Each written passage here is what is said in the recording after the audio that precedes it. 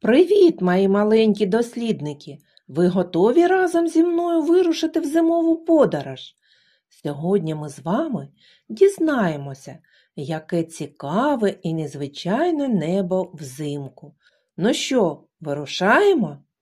Подивіться, яке небо взимку вдень. Воно часто сіре або блідо-блакитне. Як ви думаєте, чому? Це через зимові хмарки, які приховують сонце. А коли хмаринки розходяться, сонце стає тьмяним і не таким теплим, як влітку. Про це навіть є прислів'я. Взимку сонце світить, а не гріє. Коли йде сніг, небо стає білим.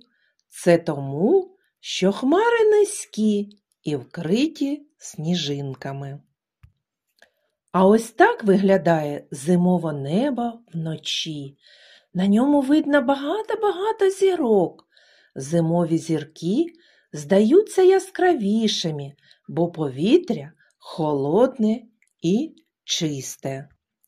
Я пропоную вам вдома зробити свою картину зимового неба. Це може бути або малюнок, або аплікація.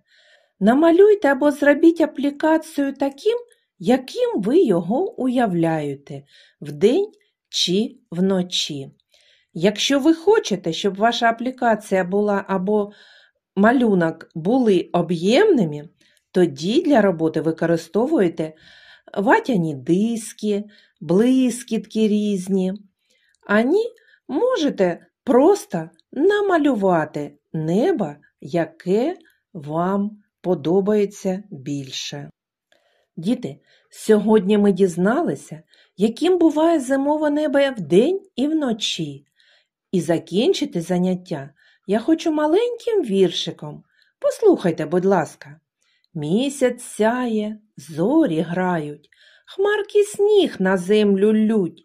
Це зимове небо вчить, як природу нам любить. Тож до побачення, малята, до нових зустрічей!